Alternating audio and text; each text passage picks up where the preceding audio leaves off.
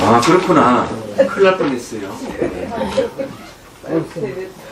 자, 그러면 449페이지 넘어가고요. 자, 그것들이 현행함에 대해 여기 아직까지 그 변도의가 다 저기 뭐고 다행이가 다 끝났습니다. 그것들이 현행함에 대해 마음으로 능히 버립니다. 자, 이게 이제 그 뭘 버리느냐 하면은 상을 버리는 걸 얘기하죠. 상을 버린다는 거죠. 자, 상은 어떻게 버리느냐? 상 버리는 것에 대해 얘기할게요. 우리 상도 보면 여러 가지 상이 있지만은 어떤 그 물질적인 모양도 있지만은 그 다음에 이제 정신적 모양이 있거든요. 이것도 다 버려야 돼요. 특히 정신적 모양 중에서도 이게 이제 그 수행에서 얻은 수행상이 있습니다. 수행 체험이죠. 수행 체험상이 있거든요. 이걸 버려야 돼요. 그럼 이걸 버리려면 뭘로서 버리느냐? 바로 내가 공을 봄으로 해서 상을 버리는 거예요. 공.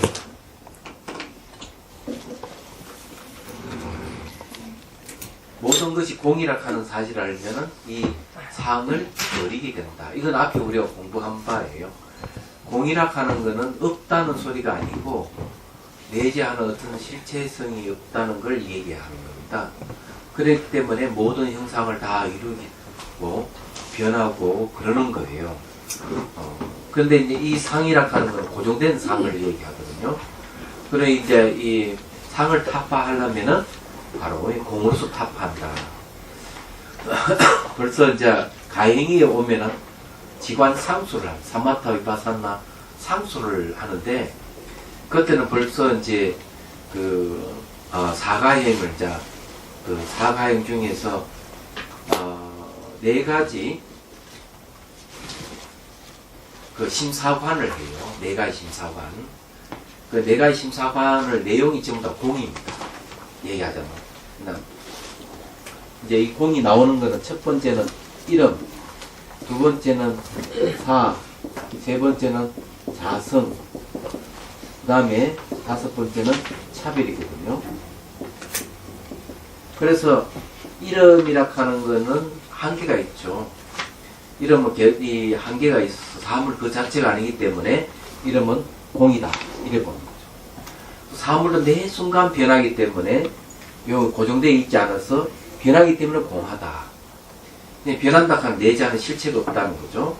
그럼 변하는 것 속에 자체 성품이 있느냐 하면 변하는 것 속에 자체 성품이 없어서 공이다. 또 이 차별의 모양이라 하는 건 마음에 의해서 만들어진 것이지 실제로는 이 존재하지 않는 거거든요. 그래서 그것도 공이다. 그래서 이 공이 이걸 이제 사심사관이라고 합니다. 네 가지 그 설심자, 생각사, 사자의 돌관자. 그래서 이걸 이렇게 이게 이제 이 사심서가 어디서는 사가행에서 닦는단 말이에요. 사가행이거든요.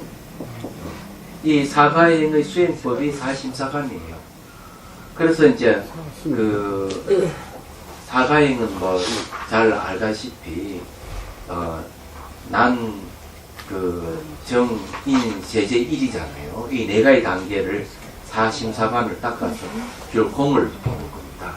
그러면 이 공을 이제 체득해 가는 과정에서 상을 타파해 가는 거죠. 물질적 모양이라든 정신적 모양을 타파해 간다는 거죠. 그래서 여기에서 그들이 현행함에 대해 뭐가 현행하느냐? 물질적 모양, 정신적 모양이라 하는 걸 알고 뭐 전부 다 내가 그렇게 보고 있는 마음의 현상이에요.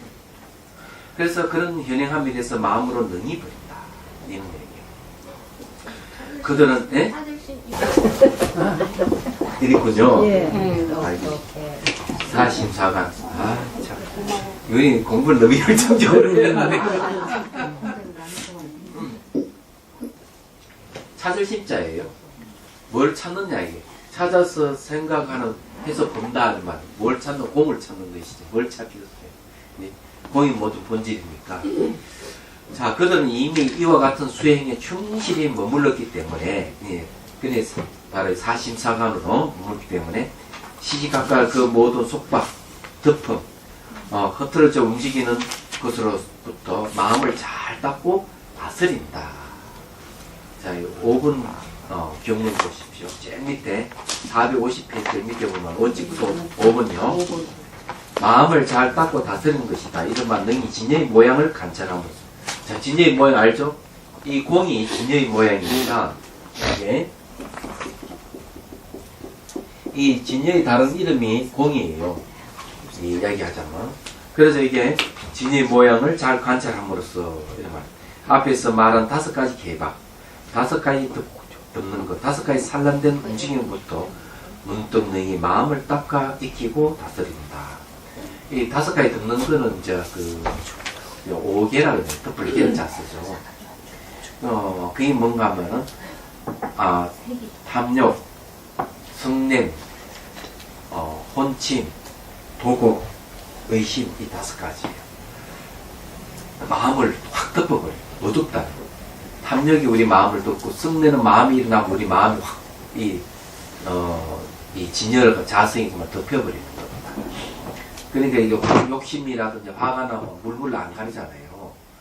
그런 마음이 막 들떠 있거나, 마음이 착 가라앉거나, 이렇게 해도 마찬가지로 우리 마음이 밝은 성품이 덮어져 버려요. 그리고 의심하는 마음이 있으면은 다 덮여져 버리죠. 근데 이런 거는 안 좋은 거예요.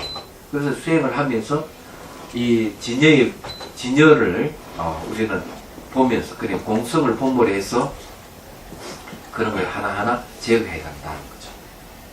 자, 이제 그러면은 사가행의 이 가행이가 사가행이거든요. 여기 사가행이 이제 얘기했는데 이때까지 요거는 이제 이 가행입니다. 가행. 근데 앞에 보면 사자부터 사가행이라고 하는데 그냥 이건 생략하고 가행이라고 해요. 이 가행이는 뭔가 하면은 내가 심사관을 닦아가지고 진여를 보는 거죠. 그래서 이게 전문 시간에 얘기했지만은 진여에다가 그냥 공성에다 초점을 딱 맞추고 있으면은 공하지 않는 것은 다 없어지는 겁니다. 공하지 않는 마음이 탐욕, 성냄, 어리석음 이런 모든 번뇌가 착착착착착 없어져 가는 거죠. 이 진여의 자리는 그게 없기 때문에. 그 진여라 하는 말을 이제 어려우면 공이란 말을 바꿀 수도 되고요. 공이란 말이 어렵다면 진여란 말을 바꿀 수도 되고요. 또 그마저 어렵다면 중도, 유도 아니고 무도 아닌 중도를 생각하시면 되고. 그래도 그 말이 어렵다 이러면은 그냥 부처가 될 수 있는 씨앗, 불성이다 이렇게 생각하시면 돼요. 여러 가지 이름이 있으니까 그럼 도저히 그 자리는 어떤 자리냐, 말과 생각을 떠난 자리다. 있음으로도 접근할 수 없고 없음으로도 접근할 수 없기 때문에 중도다. 어떤 식체로서 접근할 수 없기 때문에 공이다.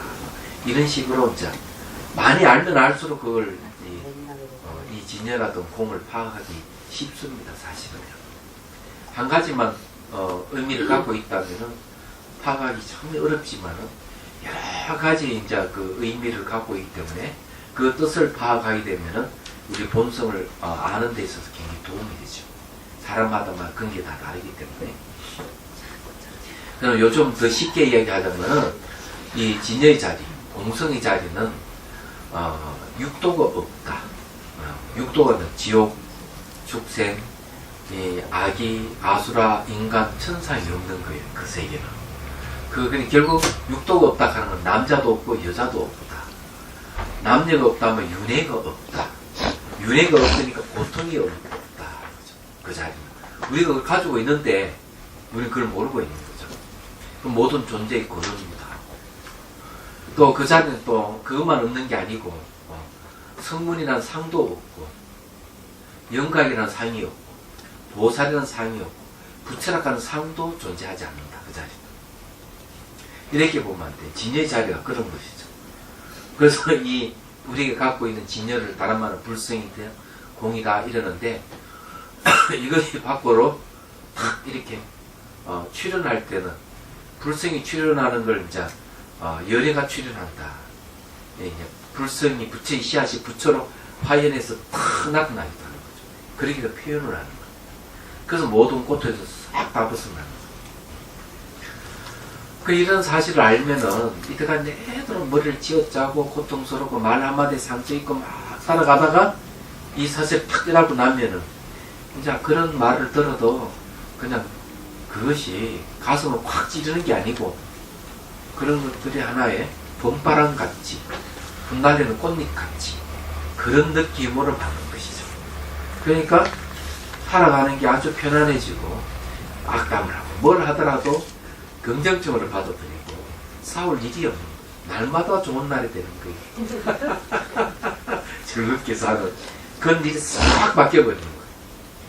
그리고 이제 그게 깊어지면 이제 이 세상 오고 가고 하는 게 자유롭고 그렇게 있는 거죠. 그러니까 이 세속 속에 묻혀 살면서도 세속에 물들지 않고 그러는 데 삶이 이루어진다.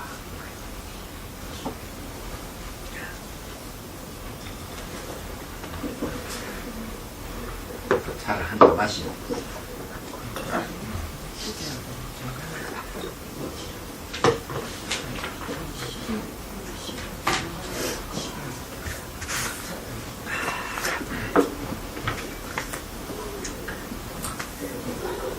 자, 그 다음에 이제 451페이지, 이제 견도위로 들어갑니다. 주객이 없는 진여의 문문과 내가 뛰어난 이 견도위라, 도를 본다. 이렇게, 또는 그 성품을 보는 길, 이렇게도 하는데, 도를 본다는 건 진여를 본다, 진여의 문문다, 이런 뜻이에요.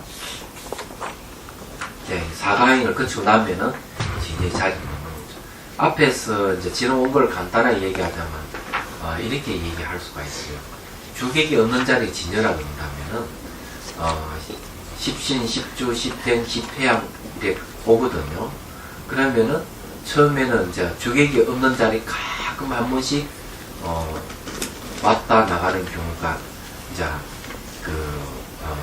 십심, 십주 이렇게 연계라고 얘기한다면 조금 자주 왔다 갔다 한다면 이제 십행이고 더 자주 주객이 없는 자리에 갔다 한다면은 십회양이고 사가행부터는 아예 이 진여의 자리에 그냥 초점을 맞추고 있는 자리라고. 그 다음에 이제 초지, 견도의 초지 딱 들어서면은 진여의 자리에 주객이 없는 자리에 묻는다. 이렇게 보시면 돼요. 쉽습니다. 그런 건 아니에요. 자, 이 이후부터 7가지 진여에서 7가지로 각기 다르게 스스로 안으로 정독함이 있으니 통달의 지혜가 생겨나는 것을 견도라고 하며, 자, 통달이라 하는 통달휘가 견도인데 지혜가 생겨난다 하는 건 몰라요. 지혜는 공에다가 공성을 볼 때 지혜가 생겨요. 그래 이 지혜가 생길 때 이제 전부 다 번외망상이 다 쓰러지고 없어지죠. 지혜가 생겨난다 하는 말이 이 견도라고 이렇게 얘기를 했습니다. 7가지 진여가 뭔가 하면은 우리 윤회하는 거 있잖아요. 유정진여라 그래요. 예, 윤회하는 것. 우리가 윤회라는 하는 이 자체도 알고 보면은 막 고통스럽지만 그 내용은 진여예요. 오감이 사실은 없는 건데. 그리고 이제 그 두 번째는 뭐 상진여래 해가지고 그 중생이 공하고 법이 공하고, 그러니까 중생이 아가 없는 보투카라 무아와 법무아를 얘기합니다. 상 모양의 진여라고 하는 거죠. 세 번째가 뭔가 하면 요별 진여라는 거죠. 이 모든 것을 우리가 인식하는 이 마음 이 자체가 다 진여다. 이게 상당히 중요해요. 이 말은요. 우리 보고 듣고 하는 거 있잖아요. 이거 다 진여예요. 이걸 얘기하는 거죠. 그 다음에 네 번째가 알립진여는 고성제를 얘기하고요. 사행진여라고 하는 집성제를 얘기하는데, 우리 고통스러운 거 있잖아요. 이것도 알고 보면은 진여예요. 그리고 고통 원인, 고통을 일으키는 번뇌망상도 집성제를 하는데 그것도 진여예요. 멸성제는 청정진여를 하는데 열반을 얘기하죠. 그 다음에 정행진여라고 얘기하는, 정행은 뭔가 하면 개정의 사막 8정도 육바람 일인 수행법을 얘기해요. 37조도. 이것도 그대로 진여예요. 그러면 이렇게 좀 7가지인데 쉽게 얘기해가지고 진여 아닌 게 없어요. 진여 아닌 게 없어요. 고통스러운 것도 사실은 진여다. 고통이 이렇게 번뇌도 진여고, 고통에서 완전히 벗어난 청량한 상태도 진여고, 내가 수행을 열심히 해가지고 깨달음을 구하려는 것도 진여고, 그런 것이죠. 그리고 보고 듣고 하는, 인식하는 이 자체가 진여고, 예. 이렇게 이제 진여를 우리가 다 얘기를 할 수가 있는 겁니다. 거기에 대해서 이제, 이런 7가지 각기 스스로 안으로 정독한다. 그런 지혜가 생긴 거죠. 그러니까 우리가 막 욕을 하고 막 이렇게 미워하지 말고요. 그다 진여의 시각으로 봐라. 욕을 하는 것도 앞뒤가 없는 것이고, 욕을 하는 것도 욕 내용은 참 실체가 없는 것이 공이다. 이래 보라 이런 거죠. 그리고 뭐 어떻게 했어요, 그죠? 그렇게 보면 얼마나 좋겠어요. 싸울 일이 하나도 없고, 오히려 이제 사람이 바보같이 되죠. 저런 천지 바보, 제 이익도 추구할 줄 모르고 손해만 본다 이렇게 생각할 줄 모르지만은 사실 그렇게 보는 사람은 걸림이 없는 사람이죠. 마음이 상책이 하나 남지 않고, 오히려 그 사람은 내가 그 사람 도와주는 사람 중에서는 자기의 어떤 그 모든 재산을 팍 털어서 도와준 사람이 있어요. 그게 누군가 건강경에 보면 나오죠. 급고독장자라고. 고독한 사람을 급시 이렇게 베풀고 하는 장자예요. 그게 사업가인데, 나중에는 뭐 다 베풀어 버리니까 두 부부가 살집에 하는 운막집에 살았다. 다 베풀어. 그것도 즐거운 거예요. 다 베풀어. 그러니까 보다 못한 전신이 다시 또 이렇게 재물을 얻는 방법을 가르치고 다시 또 부자 되는 이야기도 나오고 이러는데, 어쨌든 베풀기 너무 좋아해가지고 경제는구나 그런 얘기가 있죠. 그건 즐거운 거죠. 그러면서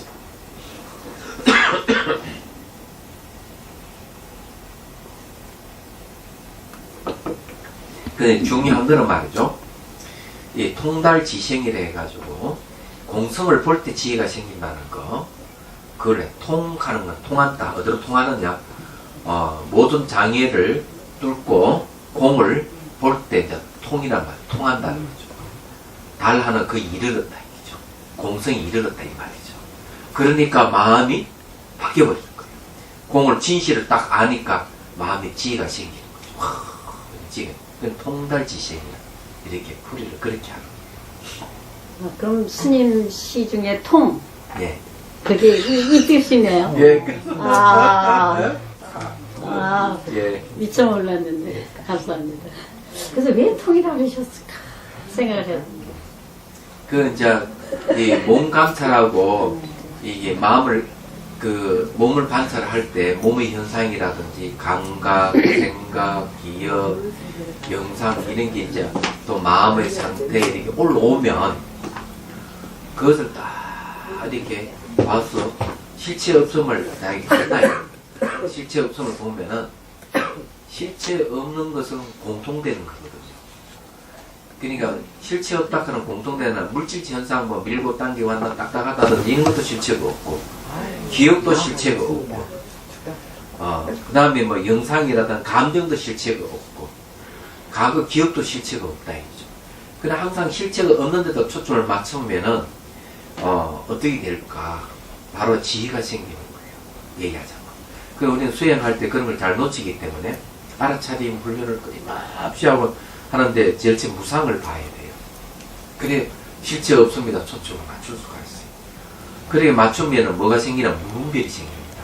분별이 없는 마음.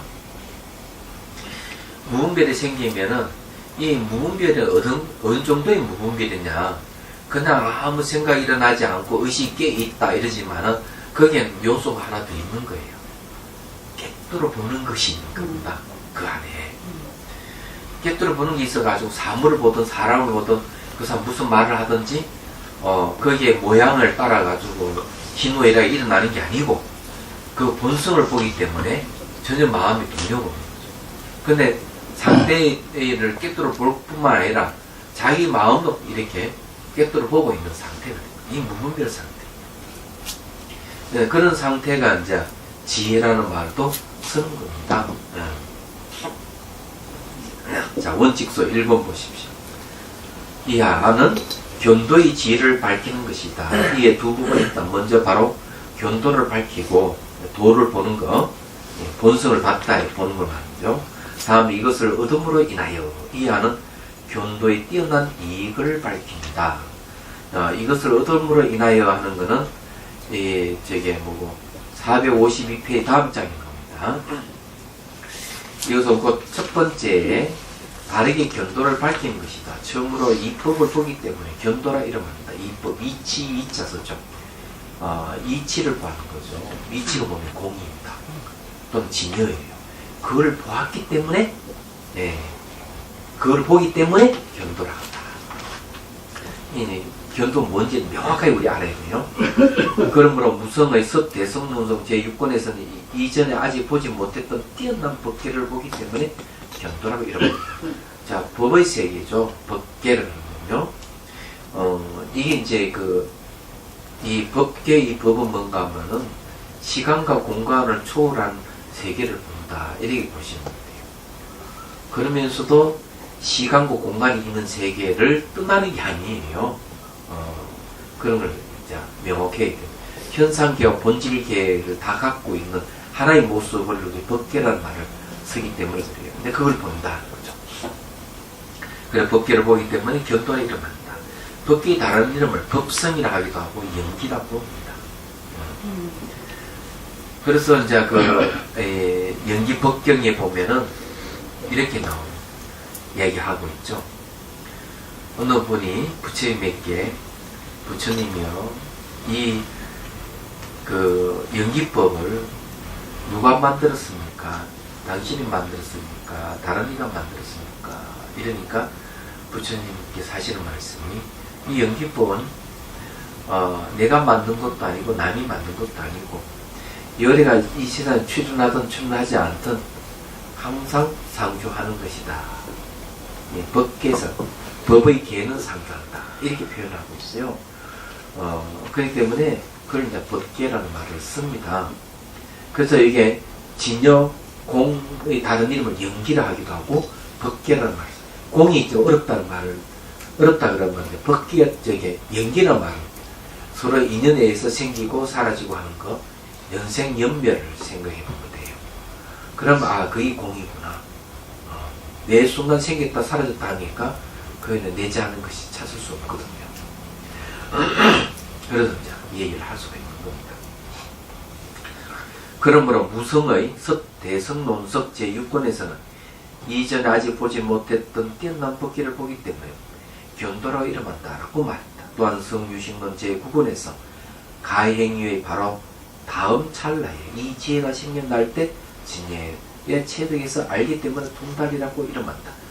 자, 가행이 바로 다음 찰나에 이 지혜가 생긴다. 가행이라 하는 건 뭡니까? 내가 노력에 힘을 쓰잖아요. 서서 뚫고 나가는 거죠. 장애물을 뚫고 나가는 걸 가행이라 그러면은 이 통달이 이제 그게 아니죠. 바로 도달한 거죠. 통해서 도달한 자리가 바로 진여의 자리예요. 그래서 그 다음 찰나에 지혜가 생긴다. 이런 말. 찰나라 하는 말을 잘 주의해야 됩니다. 이게 생기는 거는 본성을 보는 찰나에 보게 되는 거죠. 왜 찰나가 짧은 시간을 얘기하는데 찰나에 보느냐 하면은 마음이 그만큼 수행을 해서 애리하게 닦으면은 순간적으로 캐치해낼 수 있는 힘이 거기서 나오는 겁니다. 얘기하죠. 이게는 직관의 세계죠.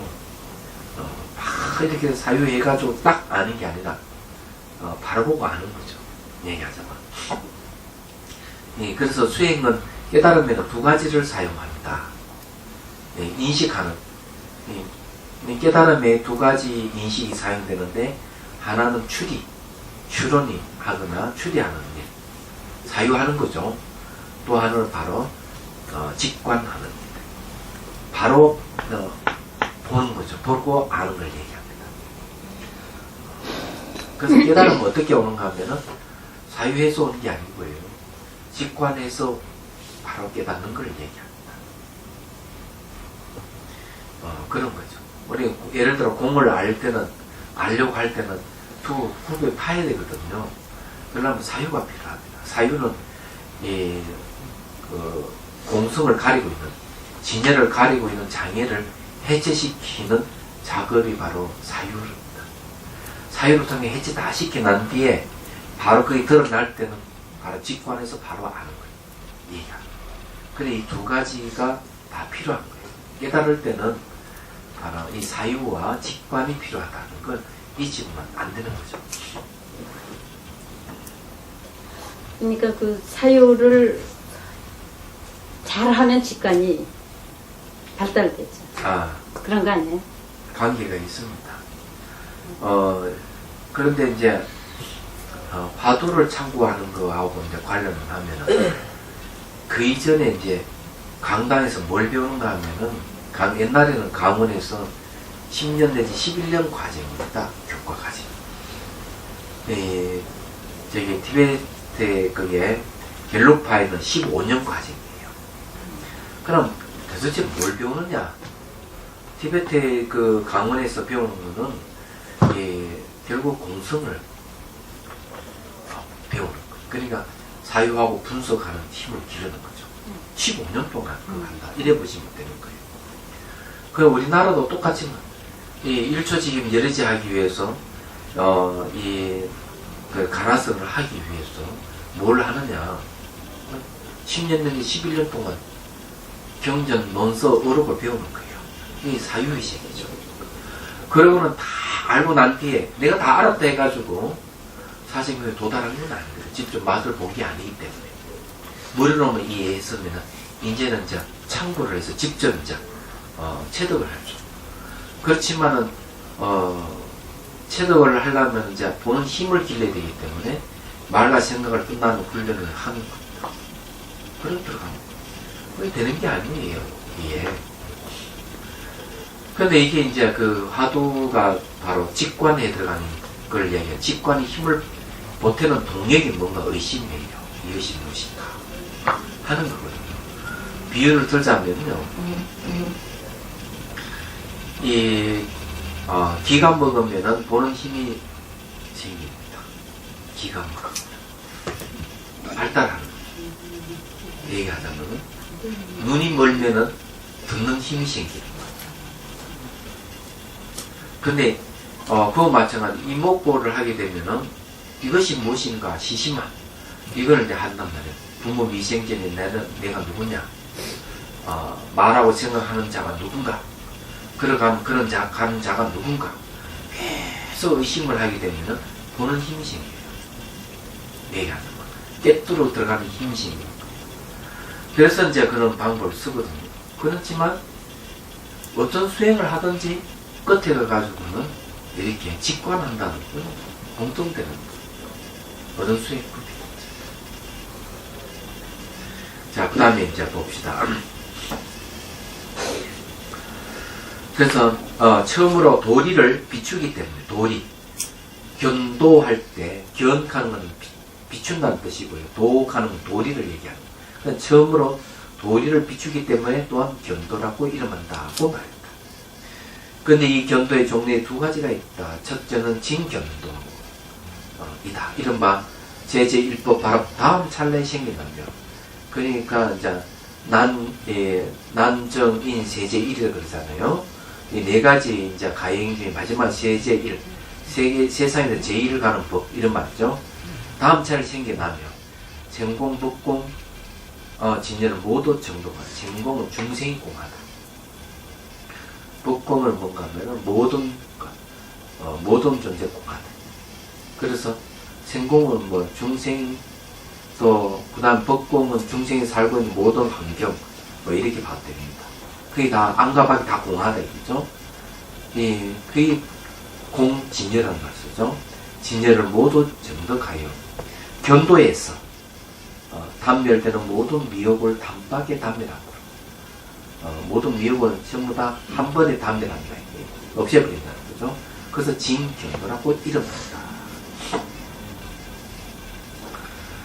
그런데 지금 여기서 각기 다르고 내면에서 정독한 7가지 진여라고 말한 것은 표현을 가지고 말한 것이다. 이 표현을 갖고 말한 건 뭔가 하면은 내가 윤회 속에 있을 때, 유전 속에 있을 때 진여를 우리 볼 수가 있으면 유전 진여가 되는 거예요. 간단하게 얘기하는 그런 거죠. 중생을 만나서 중생을 볼 때 진여를 보면 중생 진여가 되고, 법을 볼 때 법의 자아가 없으면 보면 법 진여가 되는 거고, 그런 거죠. 얘기하자. 말하고 생각하고 움직이는 인식하는 속에서 우리가 진여를 보게 되면은 그 이제 인식 진여가 되는 거죠. 그걸 요별 진여라고 합니다. 쉽게 얘기하면 중생 고통스러운 걸 보면 진여를 보면은 고성제 진여를 보는 거고, 네, 이런 식이죠. 말하자면은. 그럼 여기서도 그런 이야기예요. 예. 그러니까 라고 말한 것은 표현을 가지고 말하는 것이다. 예. 우리 7가지 진여는 다 표현이죠. 유전 진여, 상 진여, 뭐 요별 진여 이렇게 하듯이. 그 다음에 만약 유전하는 모든 법의 참다운 성품의 궁극의 이치를 정득하면 유전문의 진여를 내면적으로 정득함이라고 이런 말입니다. 이게 유전 진여죠. 이와 같이 나아가서 만일 사제의 참다운 성품의 궁극의 이치를 정득하면 고성제, 집성제, 멸성제, 도성제, 그럼 4가지 진여를 정득하는 거죠. 그래서 이게 사제의 참다운 성분 궁극의 이치를 정득하면 사제 진여를 내면적으로 정득함이라 이름한다. 이것은 상견도 진견도의 지위가 없다는 것이 아니다. 이전과 이후 7가지 시기에 각기 다르게 내면으로 정득합니다. 그래서 정득은 내면에서 일어나는 거예요. 내면에서 일어난다 하는 것은 바로 내적 혁명을 얘기하는 거예요. 마음이 바뀌는 걸 얘기하죠. 이거는 상당히 중요한 얘기인데요. 우리가 이제 진여를 보게 되면 마음에 이제 뭐가 생긴다? 변화가 일어나는 거예요. 진여. 진실을 보게 되면 마음의 변화가 일어난다. 예를 들어가 내도록 저게 친구라고 생각했던 이 사람이 그렇게 10년, 20년 동안 친구라 생각했는데 알고 보니까 이놈이 나한테 도박을 가르쳤어. 내 재산 하나 빼먹는 도둑놈이라고 아는 순간 어떻습니까? 그 사람하고 딱 선을 그어버리죠. 마음의 변화가 일어나죠. 깨달음이라 하는 거 그거 같은 겁니다. 진여를 딱 보는 순간 어느 놈이 도둑놈이고 어느 놈이 친구인지 확실히 구별하게 되죠. 그래서 마음의 변화가 쫙 일어납니다. 바로 그걸 밝아지죠. 환히 의식이 밝아집니다. 시야도 넓어지고 그게 이제 이 마음의 이제 변화를 얘기하는 거죠. 그 지혜라고 얘기합니다. 그러면 그런 깨달음을 갖다가 아까 여기 저게 또 한 가지 이제 얘기하자면은 사가행에서 견도에 넘어올 때 그냥 세제 1에서 이제 진여를 이제 보면서 견도로 넘어올 때 찰나를 그랬죠. 찰나. 그죠? 그래 깨달으면 찰나에 일어난다. 그래 종소를 듣고 반박이 깨친 만공선이 불을 때다 불꽃을 보면 바로 즉각 바로 깨달음이 일어나는 찰나지간입니다. 꽃기와는 닭소리를 듣고 그냥 낙딱 웃는 소리 듣고 깨치는 스산스님 얘기도 마찬가지고 순간적으로 일어나는 거죠. 그런 순간적으로 일어나려면 뭘 해야 되는가 하면은 이 굉장히 날카로워야 돼요. 의식이. 그러니까 알아차리는 힘이 아주 좋아야 된다는 거죠. 마치 시퍼렇게 날이 선 칼날같이 날카로워야 돼요. 그래야만이 바로 그런 미시한 부분까지 타파해가지고 바로 즉각 탁딱 깨달음이 오는 거죠. 수행하는 거는 그런 거죠. 그건 뭐와 같은가 하면은 태권도 시합하는 건 마찬가지예요. 이 계속 연습을 하지 않고 링이 올라가면 그냥 상대 주먹이라는 발차기 한 번에 나가 떨어져요. 어제 제가 뭘 봤는가 하면은 실험하는 걸 봤거든요. 그 또 이슬기라 하는 천하장사하고 이만기라는 초대 천하장사하고 씨름을 하는 걸 봤어요. 그걸 한번 보면 알겠지만 이게 현역이 뛰는 사람은 은퇴한 사람의 차이점이에요. 그러니까 이만기 씨가 이길 수가 없는 거야. 그렇지만 옛날에 딱 같은 실력이 있기 때문에 언제 버티기는 버티지만 안 되는 거죠. 수행이랑 똑같은 거. 수행해가지고 갈고 닦아야만 어느 순간 시절 인연이 딱 도래하면 딱 터지는 거예요. 이게 한순간에. 그래서 불성을 보려면 시즌 인연을 보라. 이렇게 이 얘기는 병합로에서 하는 얘기. 그래서 나온 얘기예요. 다른 게 아니라. 좀 뭐 이해가 되시죠? 네. 네. 그래서 내면적으로 정덕한다 하는 것도 그렇고 정덕하는 것도 찰나에 이루어진다 하는 것도 그렇습니다. 이런 그 찰나 이루어지는 내용은 그 청정 도론에도 똑같이 얘기를 하고 있어요. 이거는 어떤 뭐 대성경전이든 대성 논서든 또 소승 논서든 관계없어요. 똑같습니다. 말로 그런 점에 이제 더 통하는 점이 있는 거예요. 자, 그 다음에 둘째는 상견도이다. 혹은 세 가지 마음이 있다. 이른바 유정의 허망됨을 반연하는 지혜. 자, 유정의 허망됨을 반연한다. 반연한다는 인식한다. 이 말이죠. 근데 우리는 유정을 보면서도 유정 중생을 보면서 허망하다고 느낀 사람 별로 없어요. 살아가면서. 그렇죠. 얘는 허망하다면 그 사람이 가게 운영하면서 허망하다는 생각을 합니까? 예. 그런 건 거의 안 일어나죠. 내게 아니라 생각이 자주 들어요. 들어요? 예. 그럼 집에 부인은? 이제는 부인이라기보다 친구로 생각되죠. 네. 허망하다는 생각 안 들어요? 아니, 그까지는 아닙니다. 그렇다니까요. 자식도 마찬가지죠. 자식은 아직도 집착을 못 버리죠. 네. 그러니까 이게 유정의 허망함을 보는 것이 지혜인데 못 봅니다. 일선 허망하다가 변한다는 건데 고정되어 있지 않다는 거죠. 그래서 살면서 여러분 각 이름에 살면서 어떤 생각하는가 하면은 내 부인이든 내 남편이든 내 자식은 영원하다 생각합니다. 안 죽는다고 생각하는 거죠. 영원히 그래 간다고 생각해요. 제가 제일 허망했는 게 공장에서 나올 때 제일 허망했습니다. 어디서? 공장장 하다가요. 네. 어제까지가 내 공장이었는데 네. 내 말 한마디로 움직였는데 네. 퇴직하고 나고 그 다음날 공장에 들어가려고 했더니 내가 중력증 내고 들어가야 돼요. 그때 23년간 다니는 공장인데 내가 그때 심정이 내가 속았구나. 네. 속았구나. 그 똑같이 그렇게 아끼던 마누라가 딱 죽는 순간 그만 마음을 느끼면 똑같죠. 예. 그때 느끼면 늦는 거예요. 그렇죠. 예. 빨리 알아야 돼. 빨리. 그렇죠. 근데 이게 허망함을 딱 알면은 이제 지혜가 생기면은 진실을 보게 되죠. 그 진실은 허망하지 않는 거거든. 그게 뭔가 막 진여예요. 부인이나 남편이나 자식이나 가게나 진여를 볼 줄 아니까. 그런 거죠. 그래서 이른바 유정의 허망됨을 반연하는 지혜, 법의 허망됨을 반연하는 지혜, 또 유정과 법의 허망됨을 버려서 반연하는 지혜이다. 그러니까 유정의 허망함을 보는 것은 바로 중생공, 생공이라 하기도 하고 또 임무화라 하기도 하고 그런 거고, 법의 허망됨을 반연하는 지혜는 법무화를 얘기해요. 또는 법공이라는 거죠. 그걸 아는 지혜를 얘기해요. 혹은 16가지 마음이다. 이거는 이제 고지멸도 사성제를 갖다가 16단계를 나누어서 얘기를 하는 거예요. 얘기합니다.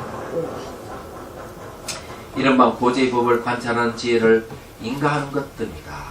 고제, 집제, 멸제, 그 다음에 도제. 이런 사성제를 16가지로 나누어서 16단계죠. 얘기를 합니다. 이 두 가지 견도는 이 두 가지는 진견도, 상견도죠. 성유식론 제9, 유가사진론 제58번 등의 설명과 같다. 자시한 것은 별도의 장각, 별도의 그 문장에서 얘기한다는 얘기죠. 452페이지. 우리 굉장히 중요한 진짜 새해 첫날, 첫날은 아니지만 새해 첫 우리 배심년 강의 시간에 아주 중요한 걸 좀 공부를 하고 있죠. 감사합니다. 또 깨달음에 대한 얘기. 저게 뭐고, 새해에 저녁에 찾아온 가족들이 있어요. 그게, 저기 청도에 사는, 가족인데, 큰아들은 막 빠지고, 네 식구가 다 왔어요. 왔는데, 그 사가 지금 뭘 하고 있는가 하면은, 이 해시밀경이 있잖아요. 전부 다 노트에 지금 다 기록을 하고. 네. 사기야? 사경을 하는 그 이제 테이프를 비디오 이거 보고요. 기록을 하고. 그럼 그전에 뭘 했는가 했더니만 저기 뭐 대선 기신론을 전부 다 그걸 했죠.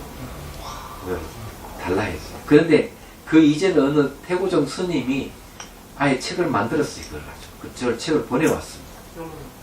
스님 강의한 내용으로서 그럼요. 만들어낸 얘기. 예. 그 녹취해가지고. 녹취네. 예, 예. 깜짝 놀랐어요. 그런데 파일을 달라 했습니다. 왜 잘못된 걸 만일 그런 거 바로 잡아야 되니까 그럼 그거를 책을 만들어내야 되겠다는 생각을 했습니다.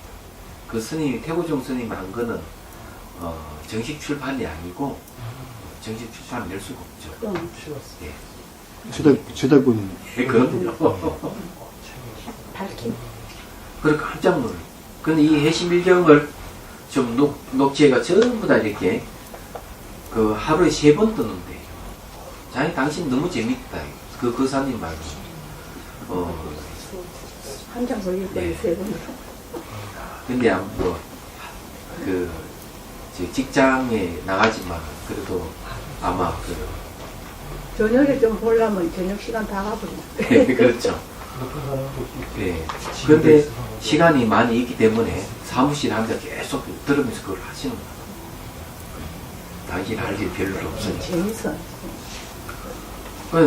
그 사가 얘기하는데 그집 부인이 얘기를 하는 거예요. 갖고 있다. 그럼 대선 기신은 그 녹취한 거 달라 그랬어요, 제가.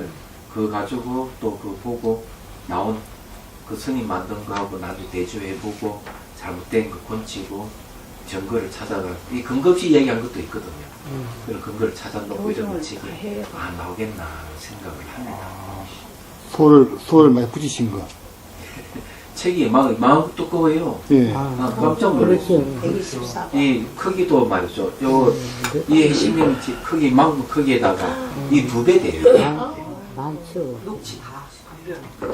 설명을 다 썼어요. 예. 너무 놀랐습니다. 대단한 양반, 대단한 근데 하여튼 나와요. 이 해시밀경을 그 사님은 반복 들으면 너무 재밌다고. 그래. 저기 대선 기신론보다 더 재밌대요. 우리 강의하네. 여기. 재밌어요. 또 듣고 또 듣고. 언제 기회 봐가지고 저게 뭐고 운효스님의 건강 삼매 경론이 그랬어요. 그것도 기회 되면 제가 한번 강의를 할게요. 기회가 되면. 아이고 세월은 많이 걸리고 큰일 났네. 오래 사셔야죠. 기회도 어록도 강의할 시기가 온 것 같습니다.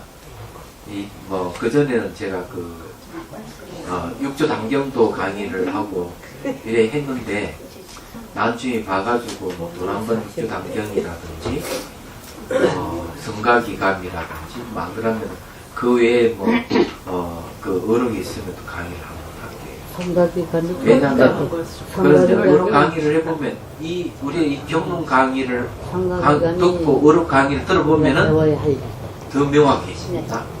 이게 무슨 얘기인지. 그렇기 때문에 그냥 이 강의하는 것보다는 이걸 듣고 강의하면은 이 근거를 확실한 어디서 이런 말이 나오는지 모르게 다 알 수가 있어요. 자, 일단 또 봅시다. 452페이지입니다. 가르치거나. 자, 이것을 얻었기 때문에 보살의 정성이생에 들어갔어. 정성이생이라고 얘기를 하는 거는요. 모두가 안 듣지도 못한. 견도의 다른 이름이 정성이생이라고 합니다. 그럼 당기가 너무 많이 들고. 생을 떠났다 이죠. 이생하는 거는요. 그러니까 벌써 육도 윤에서 벗어났다 이 말이죠. 들어가서 열의 집에 태어나 초지를 정독하고 또 능히 이 초지의 수승한 덕을 수용한다고 이르는 것이다. 여기에는 이제 이익을 밝히는 것이죠. 앞에는 초지에 대한 견도에 대한 얘기인데 이 깨달음에 뭘 우리 깨닫는 걸 깨달으면 하느냐에 대한 얘기라면은 이런 깨달음을 얻고 난 뒤에는 어떤 이익이 있는가 하는 얘기예요. 그건 정성이생이니까 윤회에 벗어났다 얘기죠. 그러니까 이 정성의 바른 성품은 뭔가 하면은 바로 성도 일반을 얘기합니다. 일체 번뇌가 다 사라져버린 걸 얘기하죠. 번뇌 생기는 뭘 얘기했다는 게 이생이란 말씀이니까 번뇌가 있으면 육도 윤회를 하지만 이는 이생이 됐다, 생을 얘기했다, 번뇌 생기는 얘기했다면 육도 윤회를 안 하는 걸 얘기하죠. 그 다음 열의 집에 태어났다는 거죠. 열의 집에 태어났다, 열애가 된 건 아니에요. 태어난 것이죠. 말하자면은 자, 원칙수 1번 보십시오. 좀 깁니다. 예. 이와 같이 그 뛰어난 이익을 해석한 것이다. 이에 두 부분이 있다. 먼저 네 가지 뛰어난 이익을 밝히고 다음에는 그는 이전의 시기에 그 다음 저기 경문에 나오는 시기에 이하는 사물의 궁극적인 것인 인식 대상을 뛰어난 이익을 밝힙니다. 이것은 곧 전자이다. 전자라고 얘기하는 것은 이제 뛰어난 이익을 해석하는 거군요.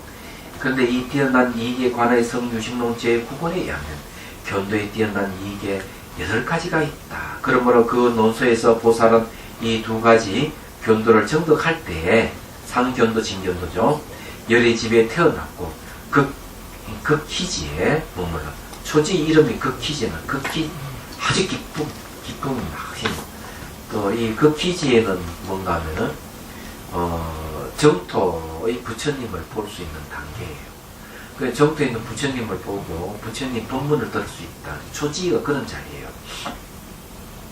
법계를 잘 통달하고 모든 평등을 얻으며 항상 모든 부처님의 큰 법회에 나고 수백 가지 많은 법문에 이미 자자함을 얻으며 스스로 머지않은 큰 지혜, 큰 깨달음을 정득하는 것을 알고 능히 미래세가 다하도록 일체를 이루고 안락하게 한다고 말했다. 예. 그래 여기 이제 모든 부처님 큰 법회에 난다 그랬죠. 얘기하자면 그 다음에 이제 수고의 법문을 이미 다 얻는다 그랬죠. 이게 이익을 얘기를 하는 거죠. 큰 법회에 난다. 항상 태어날 때 새로 이렇게 태어날 때는 부처님 해상에 태어나는 거죠. 그럼 늘 부처님 칭견에서 공양 올 수 있어요. 초지가 바로 그런 자리예요. 섭대성론에 의하면 6가지 뛰어난 이익이 있다. 그러면 섭대성론에서 그 기지에 들어가고 법계를 잘 통달하며 자, 그 기지에 들어가는 게 첫 번째고 법계에 들어가는 두 번째겠죠. 열의 집에 태어나고 세 번째 모든 유중의 평등한 마음의 성품을 얻으며 네 번째 모든 보살의 평등한 마음의 성품을 얻고 다섯 번째 모든 부처님 평등한 마음의 성품을 얻었다. 여섯 번째 여기에 그러면 극기에 들어가지고 가고 빼버리면 5가지 되네요. 법계 첫 번째 통달 열의 집에 태어나는 거 모든 유중의 평등한 마음의 성품을 얻는 거 모든 보살의 평등한 마음의 성품을 얻고 부처님의 평등한 마음의 성품을 얻는 것 5가지 이게 이제 뭔가 하면은 이익이라 6가지 이익 맞네. 극기에 들어간까지 하면 6가지 이익이네요. 그 여기 이제 보면 공통되는 게 평등이라는 말을 쓰고 있어요. 유정평등, 보살평등, 부처의 평등. 그런 마음을 얻었다. 평등이라고 이야기하면 잘 아셔야 돼요. 남녀 평등을 이야기하는 건 아닙니다. 착각을 하시면은 아주 곤란해요. 남녀의 평등이란 말이 아니고요. 얘기하자면 남자, 여자, 업의 본성이 평등하다 이런 뜻이에요. 남자는 평등해질 수 없어요. 남자가 아이를 낳을 수 없는 것 같지. 그럼 안 되는 겁니다. 그렇지만은 남자, 여자의 본성은 똑같다, 평등하다. 이래버리죠. 그 다음에 유정이라 하는 남녀를 얘기하는 거고요. 그 다음 보살의 평등의 마음의 성품을 얻었다. 보살도 마찬가지고 부처도 마찬가지. 그래서 이 하은경에서는 이렇게 얘기합니다. 평등일성이란 말을 써요. 모든 존재는 평등일성이에요. 평등이라 하는 하나의 성품, 진여를 얘기하죠. 공성을 얘기하죠. 아따 뭐 얘기하다 보면 시간이 다 보이도 못하고. 여기까지만 할까요? 예. 첫날이니까.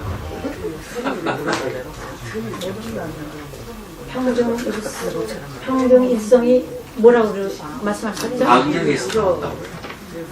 아니 그러고 모든 건 다 평등. 하나의 성품이 그렇죠. 성품이라 하는 이게 성품이라는 거는 바로 평등이라 하는 하나의 성품. 평등이라는 하나의 성품. 네. 어떤 것든지 다. 어떤 것이든 네. 유정 무정 다 부처니 중생이 다 들어가지고. 평등의 네. 네, 그래서 너무 좋아요. 좋습니다. 네. 와.